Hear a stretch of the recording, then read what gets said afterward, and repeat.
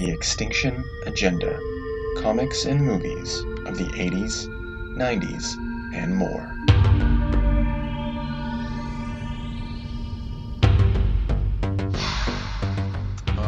Maybe not, but you'd have to be I convicted. didn't think you could. Yeah, well, that's the whole. That's Yeah, that's the it. magic fucking. That's the magic stick right there. Just give stay a couple steps ahead of that stick. You're just a legitimate businessman. That's right. And- Wow. yeah. Wow. Yeah, yikes. yeah. Yeah. Full circle back to ragging on the rich. Yeah. Yeah. That's so.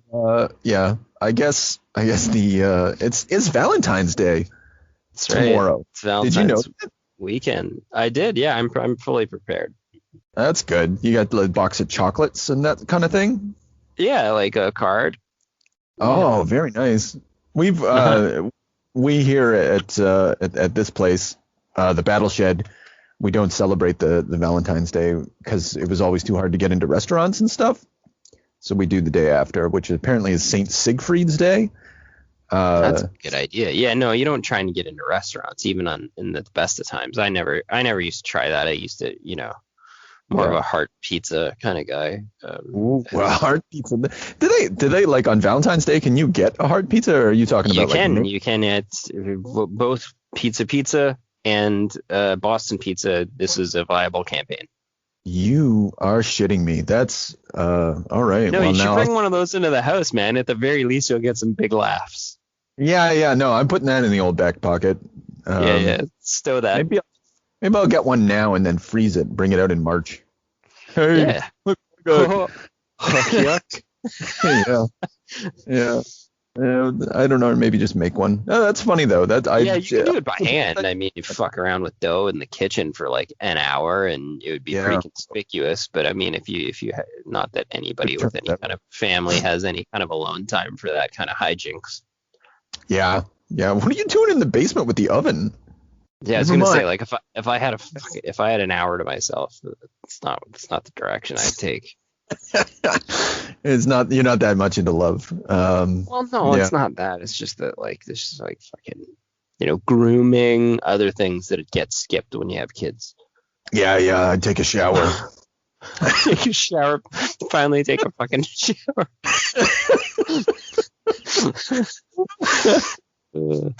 Yeah, fucking parenthood. I don't know how Charles Xavier did it with all them kids around all the time. Real classy. Nice. Yeah. So on this day of St. Valentine, we bring to you the we're going to talk X-Men. I think we're just going to talk some plenty X-Men bullshit. Yeah. I think that's on the table. Valentine's Day is a time to bring the X-tinction Agenda back to the X. Yeah, and especially the wedding of Cyclops and Phoenix. Beautiful. Back book. to the 19. Oh fuck, 19. Dude, I'd never read this comic. I skipped it even when I was a kid. Dude, I'm not even sure what happened. Like, I can't tell you what I read. Well, they got married. That much was clear. But there's no linear plot or dialogue. I don't know what happened. Yeah. It was just it was an event. So the things that our bullshit is going to orbit around today is X-Men number 25. With the holofoil cover of Wolverine getting the shit ripped out of his body, October 1993. Then we're going to kick on over to X-Men number 309, February of 1994, where we get the further character assassination of Professor X, and then the wedding of Cyclops and Phoenix, March of 1994. So 1993, 1994 is that's where we're just gonna wallow today. So Kurt Busiek is responsible for this? Kurt Busiek? What do you mean? He's not. He didn't write that. Cyclops and Phoenix wedding? Well, no. Did I say that? No, it's in the thing on Hoopla. No, he wrote the What If issue, if I remember correctly. What if Cyclops and Phoenix did? Well, it's rude to put his name on that book. Yeah. No, this is all Scott Lobdell and Fabian Nicieza. Now I understand. Yeah. Actually, and I'm glad we're getting a chance to talk about Fabian Nicieza, because he's someone who's who we haven't had a chance to turn our eye to yet. And I don't think he's necessarily bad, but he's like, these aren't good comics. these are not good comics that we read today. Okay, well, the issue where Xavier is like in his own head and Magneto's his conscience wasn't horrible. That's Lobdell. That was a Lobdell one. That had some kind of neat. I know you said it was character assassination, but I think it was an attempt at characterization. I did like Magneto's standpoint. I also felt like, on account of this being sort of a love book, for whatever that means, that it's important that we talk about the love between Xavier and Magneto. I think that's fair. Yeah, the friendship and connection between those two figures. I think we're going to get a lot of chance to talk about that.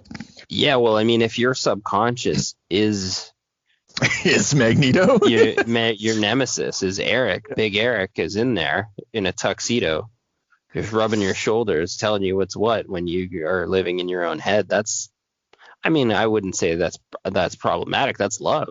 Yeah. Well, I think it might even be it's a psychic infection, which is later going to manifest itself as Onslaught. Because I think this is the road to Onslaught comics, because Onslaught's born. Sorry for the nerd moment. No, that's fair. No, you don't think that I looked at that X-Men issue with Wolverine getting his adamantium pulled out of his bones when Xavier hit him with the blast and the little pink smoke right into the mouth of Xavier. Right. That's right. That's the moment. That's the moment, man. It just went right in. That's the Onslaught right there. That's the amalgamation of. But I have a hard time believing that anybody had that much forethought. They did a little bit. They did. They at the very least they knew they were building up to something Onslaught-ish, and I'm willing to think that they. I don't know, because Xavier had been on the slide for a while prior to that. I was flipping through some of the issues. So, because he had the stubble. Yeah, he spearheaded a suicide mission against his best friend. Yeah, he clearly he's imbalanced. He's not keeping the school together. He basically selected his team of people who were gonna precede him, or sorry, like. What's the opposite of proceed? Come after him. Correct. Yeah, that's right.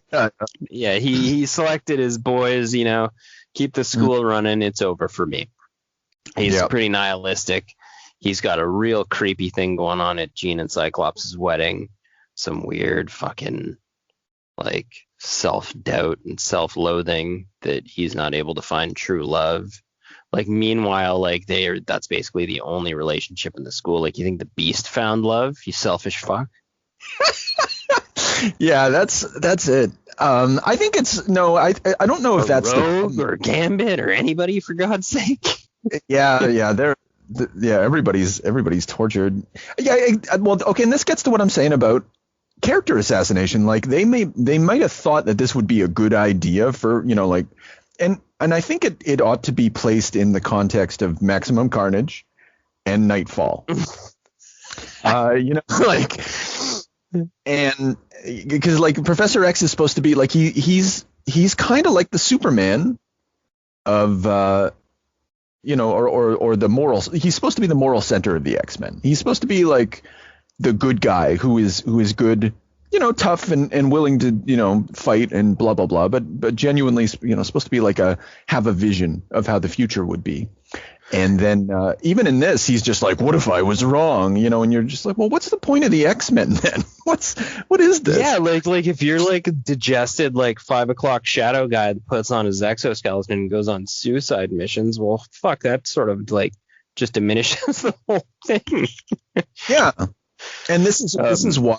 This is why when we get to, and then you get Onslaught and you get all that other stuff, and we'll talk about some of the specifics of of what else, they bring up about Xavier's past. That's why he needs to be, when Morrison takes over the X-Men, like he needs to be, all that stuff needs to be shed and put into the character of Cassandra Nova and exercised. I think it begins here. Like Professor X is all fucked up, and he stays fucked up because they can't, and then no one learns the lesson that, like a fucked up Professor X is not a good move. But anyway, yeah, well, you know what? This is the whole thing with Professor. Like, my Professor Xavier is a guy who is infallible. He's the most powerful psychic in the world. He genuinely doesn't use his power for evil. He basically has a school for gifted youngsters that's a safe haven for children and the persecuted, and he has a vision of how to drag humanity into some kind of a partnership by methods that are going to be above board most of the time. And that's the character, or that's but I mean, like, I feel like no matter how deep we delve into the X-Men, no matter how far we go back, no matter what we skim across, like, nobody wants to play that game with them except maybe the cartoon. Yeah. Well, no, I think but it's not interesting drama is the problem. I think I think it's the disgusting nature of the comics industry that necessitates the perversion of Professor X. Because, like, what do you do with the character if he's just such a nice guy, or if he's just such a moral center? Well, I mean, you have a battery of arguably the kind of neatest and most diverse villain group in the history of any comic book, right? I mean, what other fucking regular bunch of Joes in a school have to fight against Magneto, Apocalypse, fucking Mr. Sinister, Sentinels, the President of the United States, man, they got everything against them. I mean, it's so easy to characterize a bad guy. I don't understand why you got to turn on him all the time. Yeah. Well, it's a good question, but which is why I think we put it in the context of Nightfall. Like, it's time for our heroes to be darker. Like, what does that look like with Professor X? He just looks like an asshole. And you've got he's just a selfish prick. You've got Scott and Jean and Beast, and they're having a little huddle, before the suicide mission, and they're like, I don't like this. Do you like this? And none of them stop him. Well, actually, we should talk about, I guess, for anyone who hasn't read the comic, there's a pretty good reason for the suicide mission. It's not just he turns crazy one day. No, you know what? I disagree. There's not a very good reason for the suicide mission. The humans attacked Magneto. No, they did not. No, they did not. And this is one of the things I thought was weird about it. Like, all of a sudden, they put up a force field around Earth. All the humans do, and it's a sign that says no Magnetos allowed. Okay, no. Technically, this field manifests itself. This is like some sort of super field that they put together. This is basically going to inhibit him from using his powers on Earth. Right. Yeah, no Magnetos allowed. Which translates to he's going to die in space with his boys and his fucking thing, because he's not going to be able to break through that barrier to go back to Earth. That's nothing stopping the others from going back to Earth. They got a goddamn teleporter. They're in a space station. Go to the moon. Go see the Inhumans. Like, it's a science fiction superhero landscape. Magneto's not going to die in space. He probably has replicators or a mutant that replicates things. Who knows? Was unprovoked. Yeah, well, no, but he's like, but I want to get more. He justifies it. He calls it an attack, but it's just like, they're stopping me from going to Earth to get more mutants to take them to my space station. I just don't understand what all of a sudden they activate these protocols, and maybe I don't remember. I guess he's frightening in and of himself. I guess maybe that's the thing. Like, he is a force. Yeah, Little Lobdell wrote this too, so. Yeah. This was Fabian. But it's Lobdell and Fabian, and And Larry Okay, Hama. let's just do a quick glaze over of all the 3 issues though. The one with the psychic projection of Magneto, or the Magneto conscience, was okay. The wedding was ridiculously bad, and the battle in the space station was pretty good. I actually didn't mind that issue. Yeah, he's good. They're good with action. I think Andy Kubert fucking sucks. Oh man, he was not good. I remember him very romantically. I mean, and we talked about that too when we did the Ultimate X-Men. The Ultimate X-Men, that's right. Yeah. That he was just like not very good. And the issue, I think the nostalgia and the romance comes that there's like some like little chips off the old block, but in no way does this is Andy, right?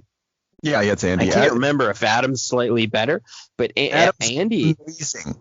If you like his work on Wolverine, you turn the page because like I got the trade paperback. You kick on over to the Wolverine issue, and it's a fucking breath of fresh air. It's cool looking, and so anyway, it's weird. Yep. Yeah, I mean he has like he looks like some of the art looks like his dad's art, which I think gives you that good nostalgic feeling. But it's like a hollow shell of his dad's art. You know, it's not like it has like a certain aesthetics, but it doesn't hold up. Like it's all inconsistent and bad, and it's like very 2-dimensional. Like it's just not well done. And it wasn't in Ultimate X-Men either. And I don't know what to say about it in this case, except for that, like, I think just like comic book art had like such patchwork shit artists just like buzzing around that like he seemed good at the time. Well, he's much better than Liefeld or you know, when he has an energy, he has like his panel, like his pages, like the action, like when Wolverine gets the adamantium ripped out of his body. What the fuck's happening on that page? Like, but it has an energy to it. And he's able to express that, even though his characters are very flat. And he does backgrounds pretty well a lot of the time. You got to give him that. Yeah, I got that we were in a space station and a computer. Yeah, or even when he's in a desk or you know, like during the wedding. Like, look at some of the backgrounds in the mansion. They look so much better than the characters on the page. The wedding episode was a fiasco, man. Like they had him just draw as many people, draw every single mutant in the X-Men universe in tuxedos. And we'll try to make this look like a real extravaganza episode so that people can frame their fucking cover of Cyclops and Jean in their wedding gear. Yeah, it's a real. It was so fucking flat. And then like, anyway, we'll. I don't even know what fucking happened in that. The dialogue was weird. There was a pervert out in the woods. Was that Sabretooth? I don't even know. Oh, that was Sabretooth. Yeah, that was. One thing I will say, there's one thing I thought was interesting about the wedding is that Wolverine is like a ghost in the story. Like he's the most interesting thing that happens, but he's not even like really Wolverine. Like the letter he writes is just it's like, you're like fire and ice, babe. They can't live without each other. You're like, what? That Wolverine doesn't write stuff like that. That's stupid. And he sneaks up like Casper on Sabretooth and stops him from crashing the wedding, and then don't even think about it. You know, it's just like he's literally a ghost. Like he's a narrative contrivance. He's like the author stopping bad things from happening, and speaking to the characters. But only, but it's fucking Fabian and not at his best. Yeah, but that was that. I mean, like, what did anyone even talk about? Like, what was the plot of that? Like, they were. It was a wedding. That was it. Yeah, it was just a wedding. Yeah, nothing. There Everyone was no small talking. They had some feelings. It was like a shitty bachelor dialogue. Like he just thought this was this was the cat's ass. Yeah. I guess Fabian had been at a wedding recently, and he just drew on those. Maybe he was remembering his own wedding. I don't know. I think this gets back to my comments. The other thing that I thought about that issue, I was thinking about Jean Grey's Dark Phoenix fantasies. Like where she's like, I just want to get married while wearing like a corset. And this is that is just so in keeping with the X-Men. Like it's just like they're a bunch of rich fucking people, and they just want to get married and live happily ever after. I guess that's part of it. But be vanilla and go buzz around in the 4-story mansion. Yeah. There is something of the X-Men to that. Like whatever their difficulties in this era, they're not living hard. And that's kind of another thing that, like, and they're all beautiful. It's actually Andy Kubert's draw. The only person that Andy Kubert I feel loves to draw is Storm. His Storm is beautiful. And she always has interesting, like her hair looks interesting. Her face is interesting. She gets. Yeah, he even gave her like a moment down the aisle. Mm-hmm. Like, which seemed kind of bizarre and out of place since it wasn't really her wedding or any story about her at all. Well, I mean, she's best friends with Jean. You have your favorites too. Yeah. I just think it's interesting that, like, he clearly, or to my eye anyway, had sort of a love of drawing her, which is like, she's fucking cool, man. I love Storm. Like she's just the fucking coolest. Storm's got a great, she's a great hinge point for them, like for backstory and for, I think it's like that's the Morlock thing all over again, though, too. That they don't even know how good they have it, right? Oh, exactly. Yeah. Like they're but that's fine. I mean, no one wants to read the comic book about the Morlocks. At least more, these comics also remind me of what was so great about Claremont. Because like I think a story like this would have come off better in his hand. There would have been a lot more text, I would imagine, but no, I don't think so. There was you might be right. This was like basically a novelization in garbage text. Fuck. Yeah. He would have at least had a B plot, so like something cooking in the background, but yeah, fuck. I mean, and it was like you said with the Wolverine thing, they almost had that, but then it just didn't materialize. So it was just let's do the kiss. Let's do everything just as from A to B. Just fuck. I think maybe they're thinking it's a healing moment as well. Like let's think about Xavier in the issues that we've read thus far. So he goes on that suicide mission after Magneto wipes out basically wipes out all. We got to circle back to that issue. The Magneto fucking like sets off an electromagnetic pulse which destroys all fucking machinery in the world. Disrupts it. That was a bit of a heavy-handed play. Now that I'm talking about and they do such a bad job of demonstrate of illustrating how bad it was, like airplanes falling from the sky, and like they make mention of it, and people dying on operating tables. Yeah, they did. They basically just colored in the whole page pink. Yeah. And then on the next page, there's like roving blackouts as if there was like a bad thunderstorm. Oh, the lights are out, Billy. Oh. I'm like, but they did that in 3 different locations, right? Yeah. Oh, lights are out here too. Damn, I was right in the middle of something. And then just what a shit show. Yeah. Like you could have shown some horror or drama or lives lost, but they like just skirted that in a speech bubble like later on after they showed 3 blackouts and actual like fucking sequential art. Like I don't understand. Yeah, because then in that instance, maybe Xavier's like this is probably the worst thing that Magneto has ever done. Easily. It is the worst thing that he's ever done. I'll say that categorically. It really didn't feel that way because all you saw was like one blackout where they were like, oh shit, we don't have a generator. And then another one where it was like, yeah, we're lucky to have a Shi'ar generator. Yeah. Yeah, when Mr. Fantastic looks up. And like what? Mr. Fantastic doesn't have a backup generator that works.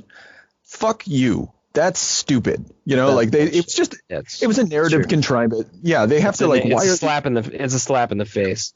So like when you're reading the issue, the worst thing that happened is that the thing couldn't finish his shower. Yeah. Yeah, that's pretty much like that was Magneto's horrific moment that led them to go into space and try and kill him. Yeah. Like, you know, I'm not sure what it was a big fuck up. Yeah. You know, but keeping all of that horror in mind, like let's assume let's give the writer team, you know, the benefit of some doubt, and you know, Magneto's done the worst fucking thing he could have possibly done, and he's capable of doing so much more. Maybe it is time to take him out. Right, exactly. Like I just have to imagine all those things in my head since no one put it in the comic. Yeah. The stock market crashes. Nobody is able to access money digitally. There's like a fucking nightmare world. There's looting, rioting, planes crashing, people dying on operating tables, so on and so forth. Like, yeah. Right. But you have to do that homework yourself. Yeah. And so it doesn't. So Xavier just comes off as like a fucking crazy. Like, I'm just, God damn it, Magneto, you finally, you know. It just sounds like he just seems grumpy. You know, like he's just, I'm tired. Get off my fucking lawn, Magneto. He just seems like a crazy guy that hasn't shaved. Yeah. And then no one stands up to him because he's a psycho. Yeah, and he could. And it's weird. I mean, even like Wolverine's totally into it, but you've got like Bishop like around there. You've got Gambit's not like, I don't know. Just Gambit wasn't feeling it. Rogue wasn't feeling it. But Jean certainly couldn't. He just told Scott and Hank to stay back at the school, and that he needed Jean, but he was gonna go die in space. Like, so what? You're gonna kill my wife? Yeah, and that ties into what we learn later. You know, like this notion of Professor X feeling resentment over Jean marrying Scott, and I can't help but read that with the knowledge of like X-Men issue number 2 or 3 or whatever, when like there's a speech bubble where Professor X talks about how he loves Jean Grey, and he doesn't want to say it. I feel like this is an expression of that, but they can't get into that shit either, because that's a dirty puddle. Like you can't have that being the sort of resentment. Yeah, that's grimy, especially since he like raised her from a kid, and also like helped her like put mental blocks in for certain things. So then there's like you can get into some like you say, you can get into some deep water there with the idea that he's planting little seeds of using his telepathic power to have her swoon for him or whatever in some ways, or I don't know. Yeah. Well, that doesn't play out in the text. Yeah, but that doesn't. But I mean, like it could. You could start. If you make that explicit. Way. Yeah. Their relationship becomes a little less like, and their relationship does have this sort of Platonism to it in the best of times, you know, because they understand each other in the way that only telepaths would understand each other. Right. Yeah. And she loves him genuinely like a father. Yeah. Right. Yeah. So I'm glad that, but I still think it's there. Like, why are you feeling resent? Because you're right. You know, like Rogue and everyone else. Like, there's so many people who have so much. It's so much worse than the world's greatest telepath with $1 million, and a paramilitary army at his beck and call. And maybe the resentment is that he really loves her. You know, that's the only thing that makes narrative sense in that moment, and why he takes her on the suicide mission. You know, it gets fucked up. If I can't have her, no one can. And you're like, whoa, that's okay. A mess. Yeah. Yeah. Anyway, that's that's so problem. The whole thing's problematic. Andy Hubert's art again too. Why does Charles Xavier have 22-inch arms? Oh yeah. And I don't know. Yeah, I think it's the style of the time, but But yeah, I know, like, but what about the exosuit? Like, why was that in one issue? oh Like well, they just they needed could something. have used him on the field a million times. He actually sucks, and I'm glad they made mention of it. Well, I know they made mention of it. Commander. Scott was like, "Listen, hey, I hate to break the news to you leading the tactical team, but you're not exactly like a field operative. Like, yeah, period. Like, you're not trained to be a field operative. Thank you, Scott, who's the finest field operative you guys have, and nobody ever really makes proper mention of it except Grant Morrison." Yeah, they should put Scott up there. Just like, actually, and I got a problem. Just for tactical reasons, he should have been there. No, well, and yeah, absolutely, but he's their general, man. Like, he's their tactician. Yeah, send him up there. He should have came up with the plan. Okay, well, you want to mind wipe Magneto. I understand why. Here's the way I thought about doing it, Professor X. You know, like that would make more sense. Or Hank, or anything, you know. So your best military tactician and your best mind just sat this plan out. Well, here's the reason. A weird excuse as to why you picked the team. I was like, what? I'm sorry. Yeah, well, because like we can't have these high octane energy wielders in space, right? But Cyclops has been on that asteroid base before. I can think like X-Men number 3 of the new run, you know, back in 1991. Like they've fought on that goddamn moon base so many fucking times, and it's never occurred to anyone that Cyclops shouldn't have been there because he's a liability. Why now? You know, it's just you know, just it's a fucking narrative contrivance, and it's stupid. Well, it's the same thing as like, oh, for like stealth and murdering expertise, like I'm gonna send Gambit and Wolverine. Okay, well, Gambit's powers are too soft, clearly, to do anything to Magneto. He explodes things. Yeah, he exploded. He uses kinetic energy to explode things, which is, I feel like, a huge space detriment. Yep, might be a problem. And then the other thing is Wolverine's completely made of metal, so like Magneto should be able to feel his fucking presence in the building. Oh yeah, you would feel like a metal that doesn't exist anywhere else on Earth. Yeah, and he's just like marching around like I don't know, man. There's like, if you're gonna make up a story as to why something stupid happened, I mean, make it up a bit better than that. Yeah. It was pretty substandard. I actually reading these comics, like I'm wondering in my mind, like, is Fabian Nicieza, like, he sucks? I think he sucks. I think in my mind, I've had him as someone who doesn't suck, but like, I'm gonna have to look into that now. Fuck. I don't see how you could not, because this was like, I mean, I said it was good, but it was good because of the 3 comics I read. Yeah. It wasn't good otherwise. Like it was good in the way that at least I could read it and follow it, which is like all I was asking for after that wedding issue. Yeah, that's fair. Yeah, I just got a memory of him in my mind as being like a little bit better, and I remember some of his issues in like the Executioner's Song, or I don't know, maybe the grind fucking got to him. I don't know. Maybe I'm making excuses for him though. Yeah, it could be. And I mean, like, let's be fucking straight too. Like, this was a pinnacle issue. Yeah, this is a big deal. This is a hinge point issue in the history of the X-Men. And like you said, we're building up to a mental breakdown on Xavier. We're building up to an Onslaught thing. They have some foreknowledge that the plot's headed in this direction. They know this is a hinge point comic. They put the fucking stupid hologram. They know this is a once in a lifetime event for the X-Men. And you have Andy Kubert show up with like a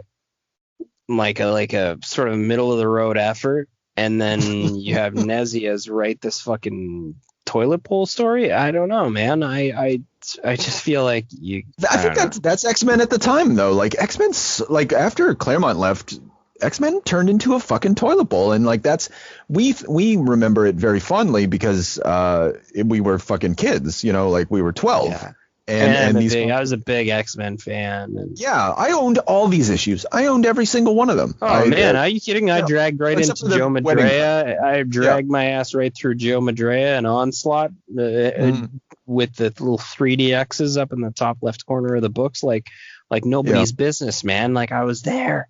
I was at the fucking comic book store every week. Yeah. And I think, but the property was so hot, you know, it had the cartoon and stuff like that. But this is like, Nicieza worked in the advertising section of Marvel. Like that's how he got his job. Like that's how he got his foot in the door.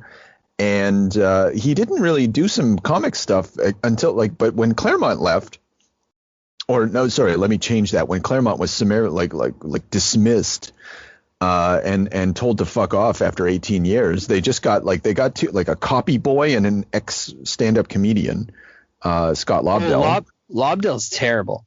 Nezia is a fucking breath of fresh air compared to him. Yeah, well, either way though, I mean, they just grabbed some fucking nobodies and put them in the hot seat, and then and they let them go, man. How much?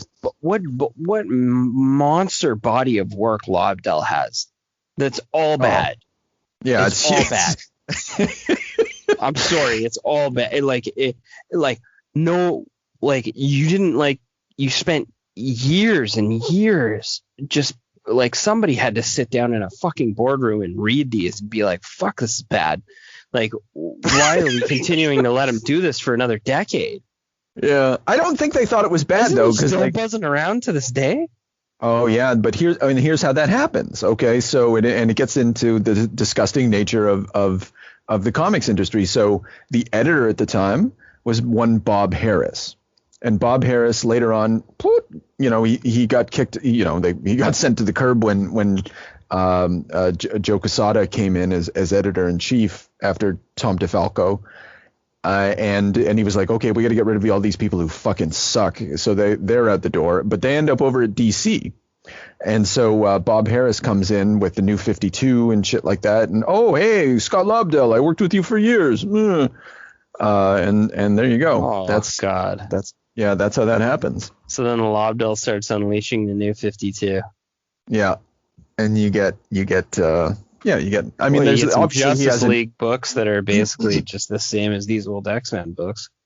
Bunch of fucking thought bubbles, speech bubbles, mismatched art. Everybody's fucking blabbing away. Nothing's happening. Yeah, he did Teen Titans. He did the Teen Titans and Red Hood and the Outlaws or whatever. But anyway. Oh yeah, they kept their big boy Snyder on the Justice League and stuff, right? Oh no, it was Jeff Johns. Either way, yeah, those comics suck. Like I'm not defending those comics, but it's just not Scott Lobdell's fault. Jeff Johns is a good writer and a good workhorse. Yeah, he just is really not good at writing 10 books at once. Yeah, that's fair. I don't know. Any of us wouldn't be. Whoa. All right. Well, you know what I want? I think one thing that the Extinction Agenda hasn't done is talk to we've never done a Jeff Johns. You want to do a Jeff Johns? Are we gonna? Can we just do a good one and at least fucking treat the guy right? Like a story that apparently he had some passion for. Oh, you know what? That's fine because my hypothesis is going to be revealed that he still sucks. That hypothesis was revealed when somebody fucking gave these two boys banner books and they fucking dropped them. There's only one wedding of Jean and fucking Cyclops, and there's only one time Wolverine had his fucking adamantium pulled out of his body, and these guys dropped the ball with it. Yeah, yeah, they did. Yeah. I don't know. Question: is Onslaught a cool villain? No. I was thinking about it. No. Yeah. I just didn't expect the question, and then I was, but I did think about it. I was thinking about how I think the problem. Yeah, there's lots of problems with it because why is it so powerful? And I know they explained it, or I remember that they explained it. I think Mark Waid tried to clean up that toilet bowl by saying that Franklin Richards was involved somehow with his little brain. But otherwise, I don't understand, like, what because Professor Xavier wiped the mind of Magneto. All of a sudden, like, his id is released, and it's actually the reality warping kind of Magneto demon creature. It seems weird.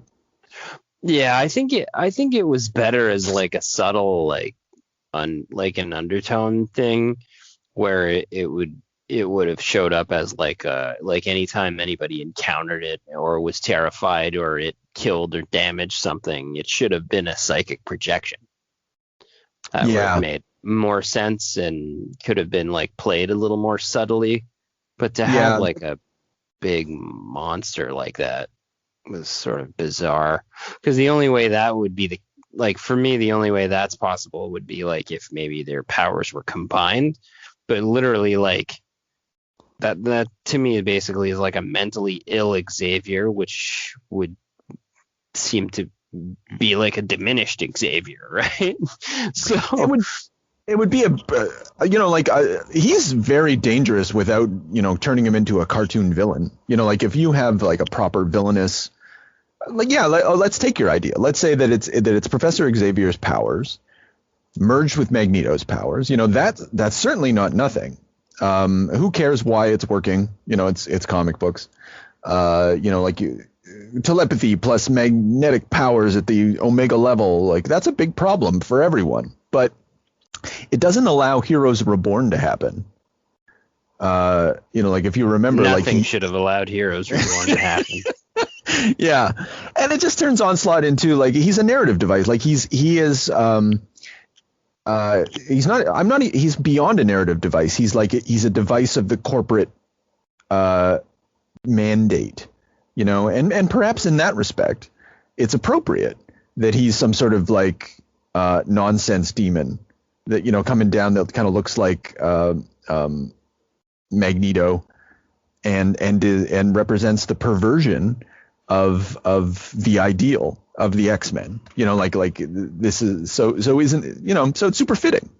But it's inside the story, it makes no fucking sense. And I don't know. I wanted to love that era so hard that I just did love it. Well, that's fair. I mean, like some of those issues going back to them, but they're fine. I think it just petered out. I don't think those guys had it in them. I think it just I think they were pretty good, pretty strong off the bat, and then like year 2, year 3, year 4, year 5, like they're flagging and they don't know what the fuck to do. Yeah. Claremont's like more like a Young and the Restless writer. He's got he's got ideas till he dies.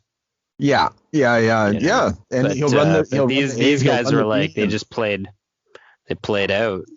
They didn't. They weren't ready for the big game. Yeah. It seems that way. I think Scott Lobdell. You gotta wonder if that's the kind of thing that changed the way between that and the Image comics. You got to wonder if that's what sort of changed the way that they contracted books. Like let's get an artist and writing team like together, two guys that want to work together. They're going to create a neat project. Let's put them on something short term with an idea pitch, and then let's move on and do something different after that. Because that seems to be more the sort of like style of creation now, right? That's one of the things that I think that's because of the trade paperback market. And I think Joe Quesada, when he came in, he brought in that model. From working Marvel Knights, from running, like he brought the Marvel Knights, limited runs, kind of boutique creators, Kevin Smith. Anyway, and then you want to do Cacophony? I don't know. I never want to. You want to do a Kevin Smith Batman? I don't know. If I want to do Kevin Smith, I want to do a Kevin Smith movie. We should do a Kevin Smith Batman book and Jim Lee's Fantastic Four Heroes Reborn. Wow. Go full toilet bowl edition. The absolute, put your 2 feet in the bowl. I bet those Fantastic Four comics aren't bad. They probably just feel like Wildstorm comics. Like they probably feel like. Oh, 100%. Because I think Brendan Choi that wrote art's them. probably awesome. Yeah, it's probably pretty rad, and it's Brendan Choi. It's going to be like a Brendan Choi script. There's going to be some sort of demon, some sort of big Flash mystery. Yeah, he's going to have the babes on display. Oh yeah. Guy loves babes. Yeah. Well, that was the era too, Yeah. So anyway, Onslaught. But Brandon, we never took a hack at Brandon Choi either. But that's because he's an oddity, I think. We did because we did Gen 13. Gen 13. But I haven't read enough of him to really get Actually, I reread those Wildcats issues. He's kind of those. Yeah, him and Jim Lee did that. That's what I'm saying. Like Brandon Choi and Jim Lee, they're apples and I was gonna say apples and peanut butter. What the fuck? That's man. Those two things. Maybe that's exactly what they are. Yeah. Yeah, not quite like cereal and milk, but something else. Yeah, they're both tasty, and you eat them together, and you're like, well, that's not bad. They probably do like a lot of high fives and shit. Yeah, absolutely, and they're just laughing all the way to the bank. I can't imagine. I don't know what Brandon Choi does nowadays, but I hope he's doing nothing and he has a lot of money. Because I want to Google his net worth. Yeah, check it out. Net worth. It's going to be like at least $2 million. 34,000. What? No. Okay. Yeah. Well, it showed up on Google. Oh, there you go. Well, there's, I don't know, probably a lot of people with that name. No one knows. Between 1 to 5 million. That makes sense. Yeah, he's got Will Portaccio money for sure. He's a million. Well, I mean, he's a millionaire, so. Yeah. Like he's not to have percentages on all that shit, like all that Wildstorm shit. When that got bought by DC Comics, he must have got a good chunk out of that. I would imagine, but if I don't know, maybe Jim Lee's a fucking shark. Dude got nothing. But wasn't Portaccio the one that did Iron Man? Yes. Yeah. It didn't last long, if I remember correctly. He did like 2 issues. He was out of there right away. Yeah, I think so. I know Liefeld fucking shit. They basically wanted him for the first cover so that they could reboot this whole thing and everybody'd be like, "Holy shit!" Oh, I remember being excited, but I never read. Like, I didn't buy all the issues. I kind of waited for the storm to pass. I don't even think you bought all the issues. No, I had the number ones. Yeah. Like on the I think you're right. I think he did like 1 and 2. Yeah. He did a Hulk fight with Iron Man. Oh, that probably looks pretty good. I'd like to see that. Yeah. So anyway, Onslaught, not a cool villain. But whatever.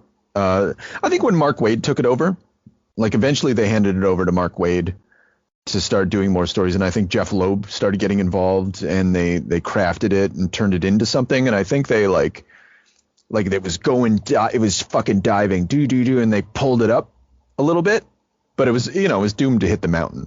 So, but yeah, that's totally fair. Mm-hmm. The Heroes Reborn was something else. Yeah, I can't. Where they shot themselves in the foot there was that they had really cool people like Portaccio and Jim Lee, and then they fucking handed all the main books to Liefeld. Yeah, well, you got Avengers and I think Captain America. He got Avengers and Captain America, didn't he? Fuck yeah, that's right. Yeah, like what? You should have relegated him over to Fantastic Four, and then your fucking product would have held up. I would have liked. I honestly, I don't like that they rebooted. Like, I don't need Brendan Choi and Jim Lee to tell me the origin story of the Fantastic Four. I don't need Rob Liefeld to tell me an old comic story like that. That's why I was never interested in those things. Like, put those fucking creators back where they were and give me what I want. Like, put them, like, just, have them just jump into continuity. And yeah, that actually would have been cool to have like a fresh X-Men run from Jim Lee and Brandon Shaw. That would have been dope. Just to have them sort of cut into that book and have Liefeld go back and do some fucking Cable and X-Force would have been neat. Yeah. Just for a little while. Because, like, who gives a shit? You know, like, the universe got weird. Now we're going back 2 years. It's like, that's fine. You know, I can maybe 3 years by then. I don't know, maybe 4. I forget. It didn't take the Image guys long to just fucking sell out and suck the dick. But I guess really they were, you know, they were going all the way to the bank. So, but no, they were all right. The guys had, you know, they had some. How fast did they sell out? Was it that fast? I think it was. Like, I think Heroes Reborn happened. They sold the whole fucking thing back to DC and just walked. Oh, no. That the Wildstorm selling to DC took like 10, 15 years, something like that. I'm just saying that, like, these guys, they walked away from Marvel and DC. And actually, speaking of, like, as I'm saying this, I think I'm going to say the opposite. I'm going to contradict myself. Yeah. They came back and basically they were like, pay the money and we'll sell your books, you know? And they basically, like, rented out their services to the corporations that they previously worked for, but they did so on their own terms, which is all they ever really wanted anyway. So maybe they didn't suck the dick at all. Maybe I'll take that back. They came back and just fucking put the boot down, got what they wanted. Oh, they were like, hey, I want to sell 1 million issues of fucking Fantastic Four #1 with Jim Lee. Yeah, that's exactly it. Here's the fucking price. Yeah, that's exactly They're it. like, well, okay, we see what you're doing here, and I guess we can't pay $40,000 a year anymore. So no, and we're desperate. We're like, and at this point they're desperate. I mean, the market's crashing, probably, but I think Jim Lee and those guys are probably panicking too. You know, like, I think it's a marriage of convenience in a market downturn. Well, because they know those guys got to know when they went in there, they went deep. Mm-hmm.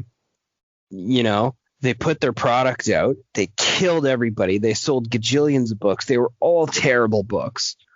And then they all started to flounder, like 10 to 20 issues deep. Like that was it. They all started to falter. And then you got friggin' what's his name there? McFarlane's training fucking Capullo to draw like him, who ends up far exceeding him. But they just didn't even know what to do. Who's their Scott Campbell, Gen 13 guy who's phenomenal. He immediately figures out that he can get his own property away from them also. Yeah. So he starts focusing on all his Danger Girl stuff, and he pulls friggin' rank, and then they replace him with a couple of bums. Same with Jim Lee. He couldn't hold the pace. Neither could Liefeld. Couldn't draw at all by that point.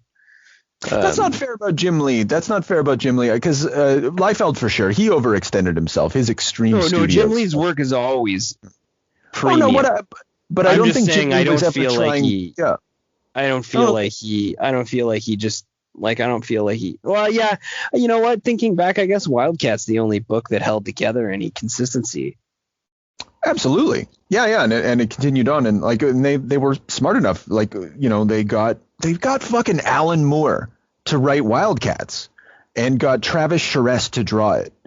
It's like whoa, you know, like those are actually really memorably awesome books too. Travis Charest and Alan Moore. Yeah, even without Alan Moore, like I love Alan Moore. Those aren't his best comics. Like, those are just like good. They're just good comics. But Travis Charest made them really cool. Yeah, like really for sure, man. He makes every fucking comic he touches look great. You know, and I think Wildstorm.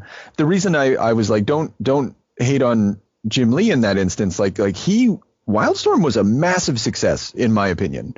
And because he could find good artists, and he had, you know, Jay Lee. Like he immediately finds Jay Lee. He finds Travis. I don't know if he finds Travis Charest, but he knows a good product when he sees it, and he fucking contracts it. And he doesn't need good writers. He learned that on the X-Men. You No, and I mean because of his own skill, like those intellectual properties, they're already cartoons, they're already toys, they're already beautifully designed. You can even they even squeezed backstories out of his characters. Like the universe got flushed out, Deathblow got flushed out, Grifter got flushed out. The Coda, Team 7. What do you call it? The Coda and Assassins? Yeah, all Zealot. that.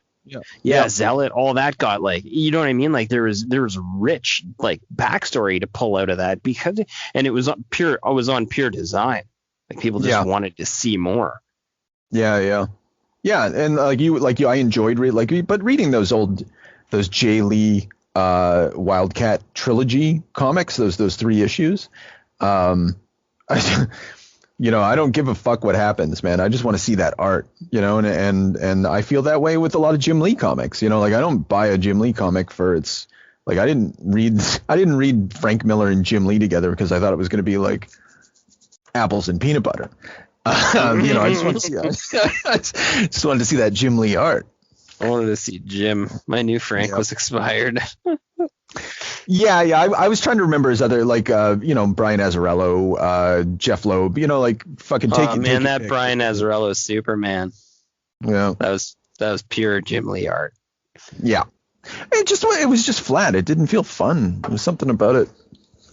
Oh, that weird creature that fought Superman for some reason.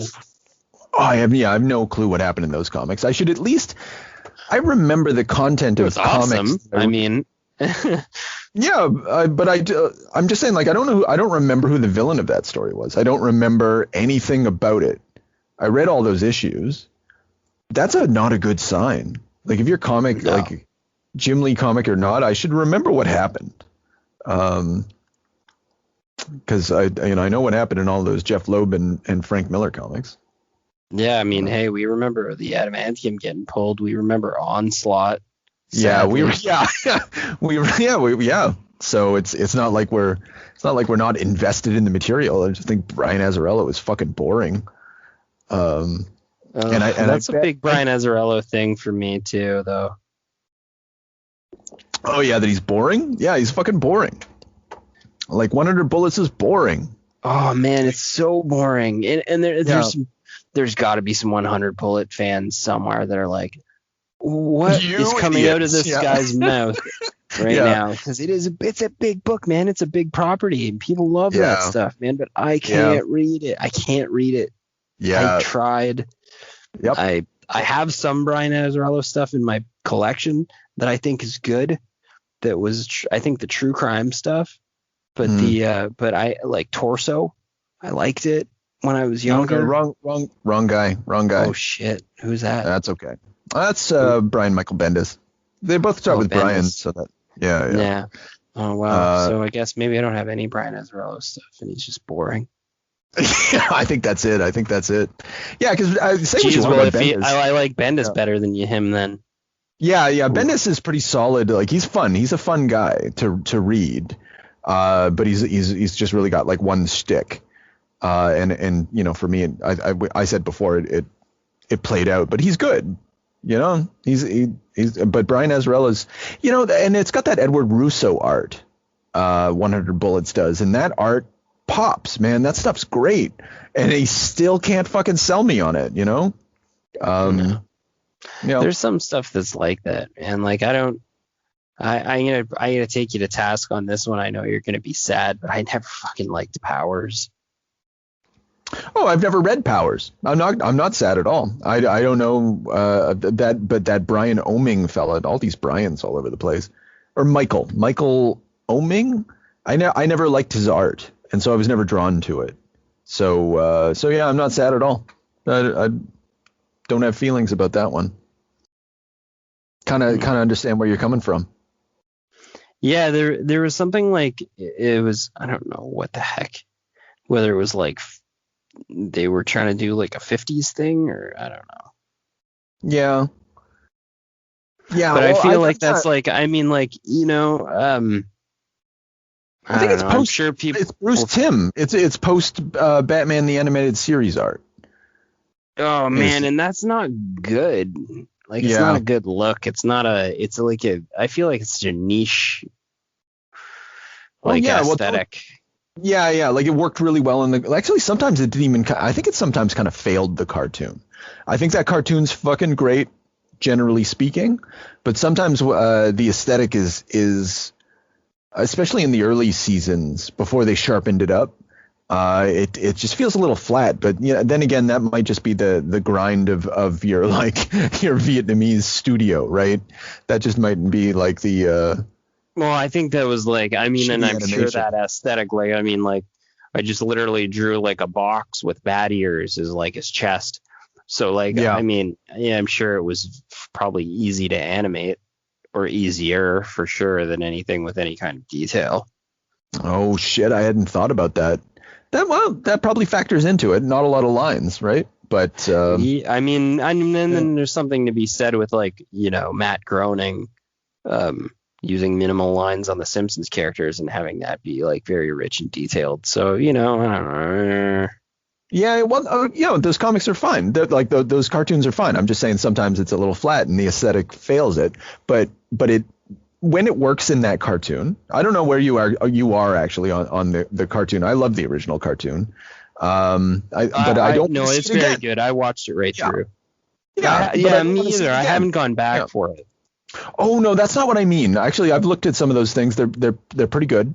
But sometimes they're fucking, again, the grind. What I mean though is like they did it there. And I don't need to see that recreated on the comics page, because I guess that's where we started that conversation. Like I don't want to see it recreated in a superhero comic book.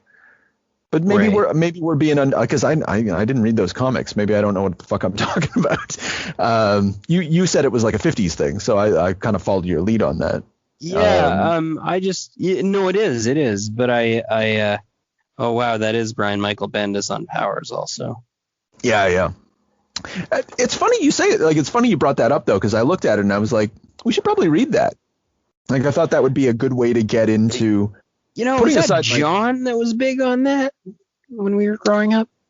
Oh, I don't know, man. Somebody had like every volume of Powers. Oh, really? Huh? No, like, I don't. Went just so deep on it, and that's rad. Yeah. I want to say it was him, but I'll have to go back and think about that. Yeah. My understanding is the first stories are pretty good. Who Killed Retro Girl sticks in my mind. Like people like talked about that a lot. Murder mystery with superheroes. It's probably fine. It's probably pretty good Bendis. I don't think he does great work. I think he just does fun work, and so it's probably fine. I mean, compared to what we just read. Oh my goodness! Yeah. Any kind of fucking story comprehension would be a goddamn miracle. Yeah. No, and like guys like Bendis, it's weird to say, like it just. They make, like, when a real talent, and I'll give them that. I'll say when a real talent comes on the scene, your fucking Johnny McHackley is exposed immediately, and everybody wants to go over to the star. And it's the same thing with seeing Grant Morrison and Frank Quitely work on fucking X-Men and having your goddamn licorice fall out of your mouth.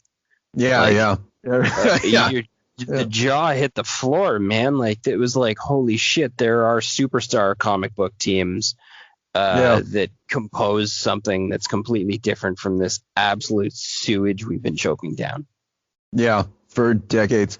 And and I haven't read them. In a long time, and I bet they're not even. I'm not saying they're probably good at all, but like after these guys stopped writing, Nesesia and fucking Lobdell, they brought in some people who have some name, like some guys who actually worked for Vertigo, whatever that's worth. John Teague Siegel wrote X-Men for a while. And I don't know. I think Mike Carey did some stuff before Grant Morrison came on. Maybe I'm wrong about that. And that guy wrote Lucifer. So I don't know. There's like even with good writers, though, like something about it was just fucking stagnant, and it just never went anywhere. And then all of a sudden, boom. But that's what a good writer will bring. And I hate to say it, I think Bendis in his comics often brings that quality to it. Like his Daredevil run, very good. His Avengers shit before Secret Invasion, fucking intriguing. I was into it. Well, this one you described, this Powers Volume 1, Who Killed Retro Girl? Yeah. This is on Goodreads.com, has 10,000 four-star reviews. Now, granted, that's not 5 stars, and you're going to have some haters and stuff out there, but holy fuck, now that's consistent, man. Yeah, that's a good review. And I like that it's 4, actually, because that seems like a Bendis to me. I'd give that, I can see like rock solid, not perfect. Yeah. Now, all we need is a little energon and a lot of luck.